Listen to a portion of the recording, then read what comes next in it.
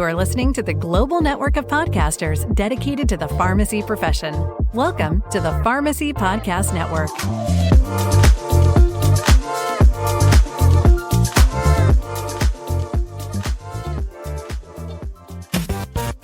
You're listening to Rated RX. Your dose for the day.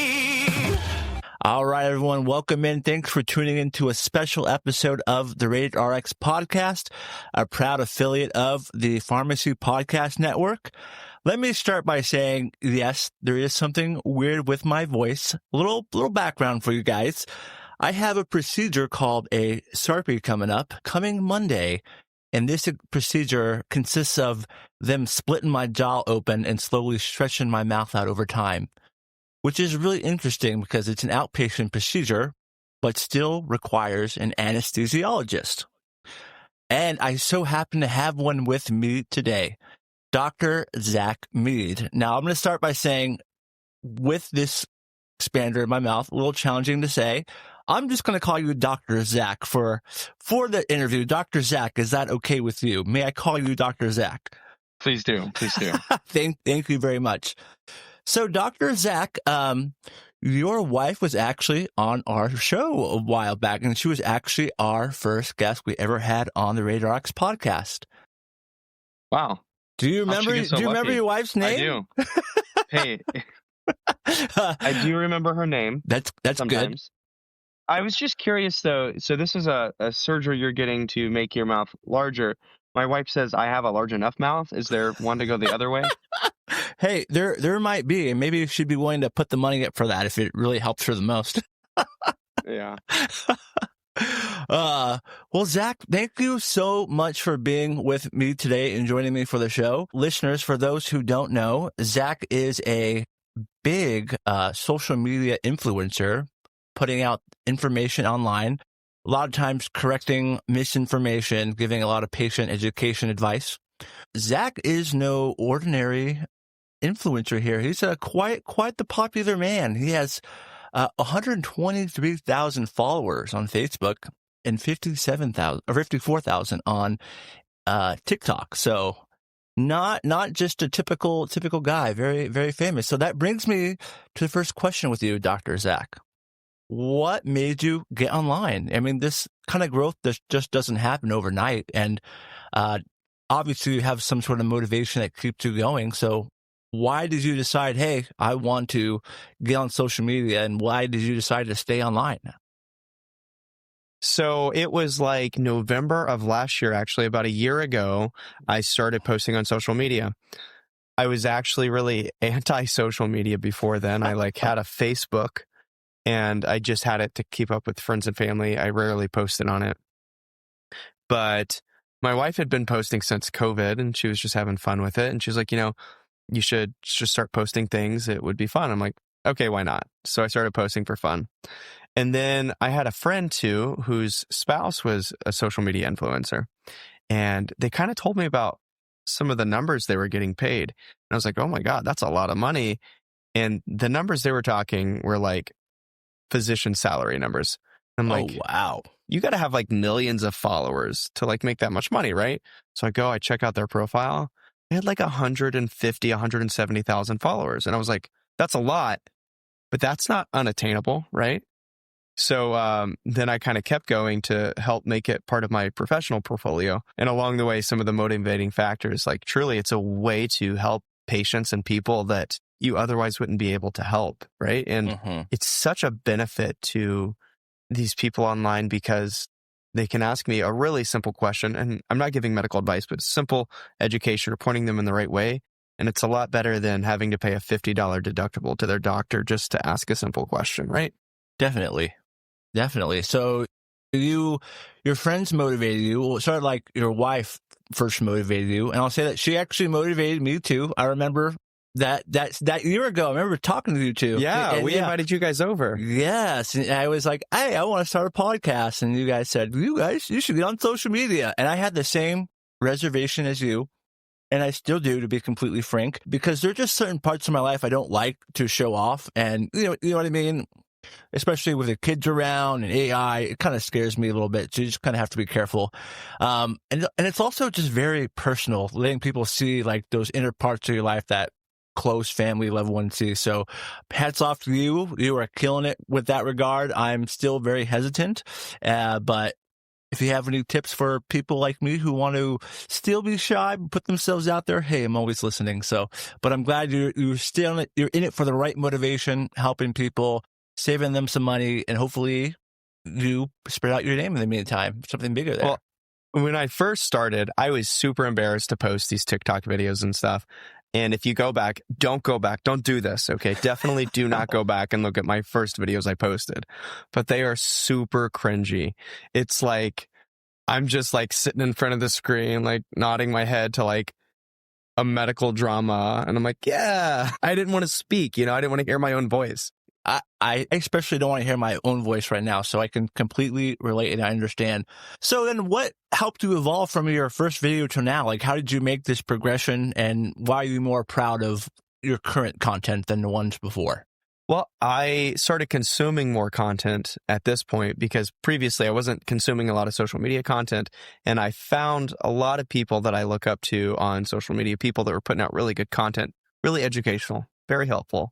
And I got advice from them, and I saw what they were doing, and I imitated that, right?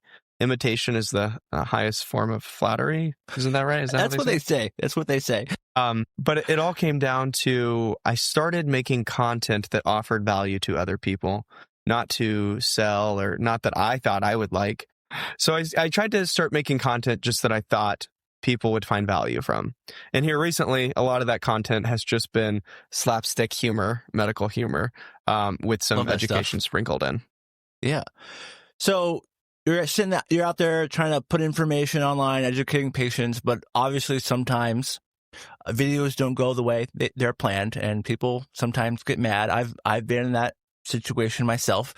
But has there ever been a time where you posted something and it didn't go the way you expected? People got mad, triggered, anything like that you want to share? You feel comfortable sharing online? Yeah, there were several ground rules. I had a colleague who had a collaborative social media account that I think they have several 100,000, probably nearly 1 million followers. And he kind of told me some tips to follow because they had gotten in trouble in medical school when they were posting. And essentially it kind of came down to never punch down, okay? Always punch up, maybe lateral, but always up, right? When you're making jokes. So, if you're a medical student, don't make fun of pre-meds. If you're a resident, don't make fun of med students. If you're a physician, don't make fun of residents, right? But obviously, yeah. And that's kept me out of a lot of trouble. And then another rule was never make fun of patients, period. Never make fun of the patient experience. And I see that a lot of healthcare providers, I think there are some groups that do it more than others, but they're making memes and stuff that kind of mock the patient experience. Mm-hmm. And we kind of lose sight that every day at work is normal for us, but for the patient, it's like not normal, right? So, however, even with all those rules in place, I have gotten in trouble. I've gotten spoken to by my boss multiple occasions. Wow, it's gone up that high. What was the video that made your boss want to talk to you? Well, there was a few, but in general, sometimes it came down to like a logo, right? So I was rotating in a hospital, and it was never actually the content of the video. It was just like, oh, there's a X hospital logo in it. Can you please remove it because we don't want to be associated with you? They didn't say it like that, but very kind of their reasonable social media request, policy. I think. Very reasonable, yeah. I did one kind of like case report that was, and we all, if you know anything about medical literature and stuff, case reports, you don't need, if you're not exposing any identifying information, you don't need patient permission to discuss an interesting case. It's standard. It's all standard thing. But anyway, so I made a TikTok like, wow, I had this crazy case, the X, Y, and Z happened, blah, blah, blah. And the patient didn't pass away, but it wasn't the best outcome. And someone at the hospital recognized that case, and then they asked me to take it down. And that's interesting. Well, I guess just kind of risk management, kind of Sure. let's just not social medialize our bad outcomes, even if you can learn from it, which was the whole intent that I was kind of making it for. Yeah, and not every health outcome is a good outcome either. I mean, it sucks No. to say, but it is two sides of a coin. Yes, we want the best, but sometimes we don't get the best. And you were shedding light on the other side, and unfortunately, I don't see any reason why you should have gotten backlash, because I think more people need to talk about that, those real things that patients are also experiencing, the heartaches as well. I agree with you, but I don't think the lawyers agree with you. Well, if there's no HIPAA, then there's no lawyer, right? I mean, as long as you follow the rules. I'll tell you one thing I did learn from that is that social media videos can be part of a deposition. Interesting. Yeah. I did not know that. So if and the whole thing was, if the hospital was able to identify it and employees were able to identify it, then a family member potentially could identify it. And then during a discovery portion, if it and none of this went to legal or anything, but that's the thing to keep in mind is during discovery, the lawyers could request my social media content about it or whatever. I see. Okay, yeah. I think everyone in healthcare is afraid of lawyers. I think the average person is afraid of lawyers. So, when I have a patient and I'm like, "What do you do for a living?" They're like, "I'm just a lawyer, medical malpractice." It's frightening. You just get white knuckle. I'm like, "Oh." Has there ever been how about any comments? Has there ever been a triggering a comment that you read and just like, dude, you completely missed the point of this video? Well, one. This is going to be hard to say and say it without upsetting people. One community on TikTok that is really antagonistic towards my content, and honestly a lot of other physicians' content, is the chronic pain community. I love them. I serve them. That's, a large group of people that I serve as a patient population. But I, for example, made a joke one time about, it was a dad joke. I said, made a TikTok. The pain scale 1 to 10 doesn't really work for everyone.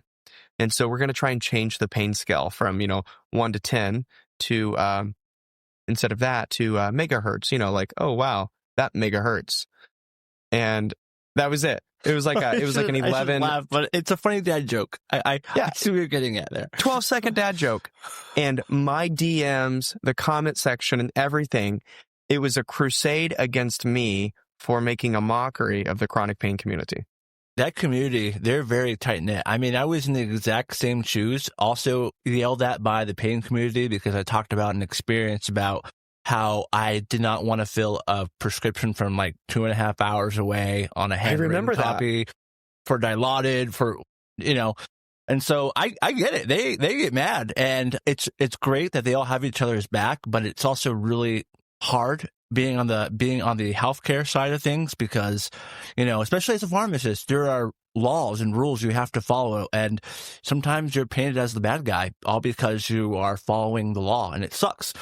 You being an anesthesiologist, I'm sure you have a lot of experience prescribing pain medicine, studying the way more in depth than the average clinician because you're actively prescribing it during, a session of putting someone down under. So, it's tricky. So don't piss off the pain community. Yeah. And it kind of, they tend to shoot the messenger and sometimes a friendly messenger because an opioid friendly person. I use opioids daily in my practice, just as a disclaimer, not personally, right? Just want to make sure that grammar is correct. And I advocate and teach and I make videos about, just because someone has substance use disorder, just because they have a high opioid use or a high tolerance doesn't mean you don't skip the prescription. You don't skip opioids. People still deserve to have their pain treated, but, yeah, it's tough. Those are tough videos to make.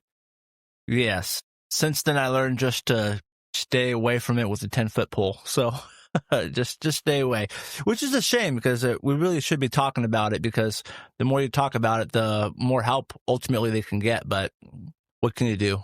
What can you do? So what's the moment that you realized being a doctor was completely different online than one in real life? So the moment that I realized being a doctor online is totally different than being a doctor in person might be a little more unique to anesthesiology because most of my patients at work don't talk because they're asleep. Oh, God. Wow. I bet you have the best bedside manner. I bet they just love when they see you there. I mean, for many reasons, they actually do. They know I bring the good medications, okay? I bring the happy cocktail when I come to visit. But they, online, posting all these things, I have learned a greater appreciation and perspective for the patient experience, which is totally different. At the hospital, I don't get time to go to the recovery area and just chat with the patient and say, how are you? How was that experience? But I do online. Or let me just say, I don't solicit those opinions, but they're given to me freely and plentiful. And it's been helpful. For sure. Yeah, it's so interesting. I never really thought about that. I guess as an anesthesiologist, I'm sure you don't get to talk to as many patients as you'd like, but online, they come to you, there's no shortage of people who want to ask doctors questions. So that's great that you are being a resource to them and you are trying to help them from another angle that you might not be able to do in your own practice. So yeah, that's amazing. So Zack, I just want to play a quick video of yours. This is a video of yours from your TikTok. One that got a lot of views and reactions. So I'm just going to share my screen here. A lot of you are hearing that acetaminophen and Tylenol are bad, but we really don't know why. So let me break it down why it's bad. And we've known this for a really long time. It's just our public health policy in the United States is absolute garbage. It sounds really good, doesn't it? This guy, he has doctor in his title, and he's talking all these science words. But just be warned, know who you're listening to. It's actually a chiropractor. And essentially, he's explaining an overdose scenario, right? In normal and safe doses, Tylenol, well, it's safe. That's why the doses are recommended by the manufacturer. Tylenol is very effective. I wouldn't have any major fears about taking Tylenol, especially if you're just a normal, healthy adult. And I've already made a video about Tylenol and pregnancy, right? But specifically, just as it relates to the whole autism thing, you can watch my other video on exactly why I don't think there's a connection between Tylenol and autism. And it's not my thoughts or my opinions. It is the research that kind of supports that. But either way, just make sure that you know who you're getting your advice from on TikTok. And at the end of the day, talk to your physician, not your chiropractor, when it comes to making medical decisions that are significant. And he had a child neurologist, someone who trained for many years focusing on one thing, which was the safe development of children, who commented on the video stating, hey, you're wrong, and Tylenol doesn't cause any issues. I went back to find that comment, and he deleted it. So, Zack, I wanted to point out that video because I liked it for several reasons. Personally, I liked it because, number one, there's a lot of misinformation, especially with our current administration, unfortunately, that's pumping out wrong data. And then you have people online, other members of the healthcare team, further perpetuating that data from other angles. So it seems like you had a duty to comment on that, help clear up that misinformation. One thing, and I just got to say this, one thing that really annoyed me about that video, and I don't want to bash on any other healthcare providers because everybody has their part in the team. Feel free. I don't understand why he wore the cap. What was the point of the cap? What surgery are you doing? I don't understand. I think that annoyed me the most of the whole video. Like, why are you wearing that cap? So I one of the negatives to social media, especially TikTok, is that it demands short form. It demands, no more than 90 seconds. Honestly, no more than 30 seconds or people lose attention. If you look at the stats, almost a very small percentage actually watch my entire video, right? Mm-hmm. So there's just things you just don't have time to say. But his full credentials, he's actually also a naturopathic doctor. And the reason why I identified him as a chiropractor, because in my opinion, that degree holds way more weight than a naturopathic degree. There are so many naturopathic degrees that you can literally purchase online. Okay. Really? Like yeah. Full-on doctorate or just like associates, like a certificate? Oh, yeah. You can pretty much online degree mill and get a doctorate of naturopathy. Now, that doesn't necessarily mean you'll become board certified in it or anything. There is, to become a board certified naturopathic physician, there are exams and stuff you have to take. But regardless, you could do these. You can do these online things and get that, and you could tout that as your credential. Maybe he yeah, it is. Maybe he went to an in-person one. I don't know, but personally, I would respect a doctor of chiropractor more than I would actually respect a naturopathic doctor, an ND. Yeah, but I don't know much about the ND route. But I know that at least with chiropractor, there is a big like accrediting board, and it does seem a little bit more legit. And I'll say that my sister is in chiropractor school, and so just kind of hearing about what she kind of goes through, I'm like, okay, that seems more legit. And I gotta say, love my sister; she's great. And even she sometimes is just like, yeah, I don't know. They talked about this thing, then they talked about the p-values, and I just don't get why they want to do it when they're, and I'm just like, good for you for thinking for yourself and looking at the data. Like, thank God. We need more chiropractors like you. Absolutely. So your sister's in chiropractor school. Okay. I'm going to have to go ahead and get out the interview now. It's okay. You can say whatever. Hey, No, I'm kidding. You can say what you want, man. This is your opportunity to say whatever's on your mind. So go back to the scrub cap thing, though, is, for one, he was wearing it for clout. No doubt. He was wearing a costume for his video for credibility. But two, if he wears a scrub cap in his practice, depending on, actually in New Mexico, chiropractors can do crazy things like prescribe medications and stuff. But if he's a naturopathic doctor and is board certified and licensed to practice as such in his state, was likely doing some sort of injections or something. I'm guessing. Wow. I don't know. Yeah. I did not know that. I know it's state specific, but that's wild. Well, I didn't even get into all this. Like, I haven't even gotten into this stuff on my platform, but like stem cell injections and all these things, there's so many expensive types of injections that there's zero data to show that it helps. There is data to show that it can harm, obviously, infection, bleeding, etc., damage to surrounding structures, and it's expensive. So anyway. Yeah, it does no good if your patient can't afford it. What's the whole point of it, right? It just reminds me of a video I saw from another physician who was openly venting because a naturopathic doctor, I guess, has the ability to write for all these laboratories stuff, but they're not trained to really assess the lab and interpret the data accurately. And this physician specifically did rheumatoid arthritis. Whew, that one's a hard one to say. Sorry. Rheumatoid arthritis. And I guess one of her patients came back with all these labs, and the patient's like, oh my God, everything's abnormal. What do I do? This naturopathic doctor prescribed this stuff. And as a clinician, you're sitting there just like, why the hell did you do all this? Now I have to explain to the patient that all these labs are useless, but now they're fixated on all these everything being abnormal, and it's all it did was cause panic and stress. So, yeah, that's the story of a D-dimer. What's that? That's the story of a D-dimer. Mm. Every time you order it and it's high, now you're like, man, what do I do with it? Well, I think this segues into a good question, because this is what triggers me talking about all that. But what's something that you see online all the time that triggers you? Questionable scope of practice, common advice, trend? Something that I see online that really triggers me is when a chiropractor does a high velocity adjustment on a child, or when someone who's desperate for answers for something that's going on in their life that I don't have the answer for, and those people are taken advantage of. Something that I was so angry about this morning.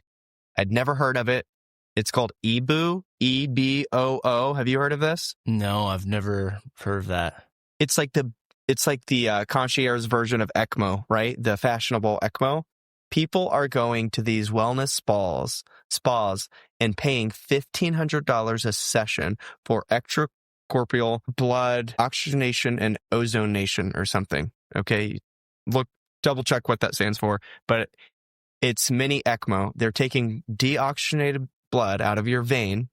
They're running it through a filtration system. They're oxygenating it, and they're doing an ozonation process to it. and then they're putting it back into your vein. So they're delivering oxygenated blood back to your, so it's like VV ECMO. What the heck? ECMO is like intense too. Like I only learned about it because my wife works in the ICU and she was telling me about the ECMO. If we can explain a little bit for our listeners, because I don't know if the average pharmacist knows what an ECMO is. I only know because my wife told me. But basically, their blood is being pumped around by a machine. So your blood is leaving your body, going through a machine and being circulated back into you. And so you pull out the wrong hose and all of a sudden half their blood's coming out. So very, very dangerous stuff. Very dangerous stuff. Yeah. And that is insane to me that a wellness spa is doing something along those lines. How is that legal? I don't understand. I mean, in order to do this, they're having to heparinize someone's blood. I mean, and it's so funny because most of these spas target like, oh, we're all about wellness and holistic and natural, and we want your body to heal itself. And then, but if you spend $1,500, we'll heparinize your blood and put you on a mini version of cardiopulmonary bypass. And it's legal. It depends on the state, but especially if they have a naturopathic doctor, right, working there, and sometimes physicians, MDs or DOs will own these as well, or be the medical director. Yeah. Wow. Okay. That's a twist I would have never seen, but I don't know. I don't know. I guess there's a lot of twists I've been seeing lately, like CDC saying that vaccines cause autism all of a sudden. But what a dumb time. Just to be alive. As a disclaimer, vaccines have not been demonstrated to cause autism. And right. Frank, it's been the inverse. Yes. Dr. Andrew Wakefield was the first clinician who falsified the paper and published it in the Lancet, saying there was a link between vaccines and autism, all because he was hired by a law firm to try to find this link. This paper was later redacted after they realized what the F are you talking about, but the damage is already done. So you can thank that asshole for starting the fire, I guess. And go read the redacted paper yourself and the comments to the journal about its redaction. Yeah. Very, very crazy stuff. All right, Zach, last question for you. What's one thing you've learned about people from your comment section that you wish more clinicians understood? I think the biggest thing that I've learned from doing social media and from my comments is that we as physicians and even nurse practitioners, if you're working in a clinical setting, even you, Robbie, we need to have patience for our patients and realize they may have just gotten the worst news of their life. And again, this is another scenario where it's an everyday thing for me. This is normal. But some people may only have surgery one time in their life, right? We need to respect that. Even if we don't have the time to give, we need to find a way to give it. Definitely. Yeah, I mean, I work in a psychiatric hospital, and if you want to be good at your job, you have to be patient because, you ask someone a question, they go on a tangent, and you have to be able to bring them back, to be a little, be direct, but also not be too intense about it because then you can trigger them, go the wrong way. So definitely agree with that, especially in the psychiatric setting. And I've seen some of my coworkers, like they'll definitely lose their patience because, like you said, it's like an average day of them seeing this. And sometimes I think I think we just need to slow down and let this person simply be heard, vent about what's going on. And then once they are able to vent, then a lot of times they're okay. And then they're more agreeable to take their meds. So patience is definitely a virtue. Yeah. How have you demonstrated that online? Giving people patience. I think the best way of me demonstrating giving people patience online is by taking the time, which my wife hates, to respond to a large portion of my comments and DMs. Wow. I really need to stop doing that, honestly. I don't have the time. How do you balance your personal life with all your social media? That just seems like a very big, daunting task, especially with the amount of followers you have. I don't balance. It's not balanced. It's ups, it's downs. My wife would say I don't balance it and that I need to focus a little more on my family, and I think that's true. Somehow it's working. I wish I could answer that question. I don't have an answer for you, Robbie. I'm still trying to figure that out. You need to start a student rotation as a social media manager and in your set. Someone who speaks the jargon and language. Boom. Give him an A. So any students out there listening, Dr. Zack is Please. looking for a student to help him with the social media It'll be journey. volunteer hours. He'll write you the best letter of recommendation, not ChatGPT use. Tremendously written. It'll be handwritten on a piece of paper to demonstrate it was not done by ChatGPT. Absolutely. I'll use calligraphy. There you go. You use a little quill and ink. Yeah, I will write your letter of recommendation with a quill. Well, Zack, hey, thank you so much for joining me today. It's been a pleasure. Huge fan of your work. Please keep doing what you're doing. Zack, would you like to give everybody your social DMs so they can follow you on Instagram, Twitter, all that stuff? If you search Dr. Zack MD on any of the platforms, you should be able to find me. On YouTube, I am the White Coat Couple. Me and my wife post both of our social media contents on the same channel. Awesome. Well, listeners, thank you so much for tuning in. It's Zack. It's been a pleasure having you. We'll see you guys next week. Have a fantastic day. Hey, Bye. thanks, and happy Thanksgiving. Happy Thanksgiving. Rated RX, you're doing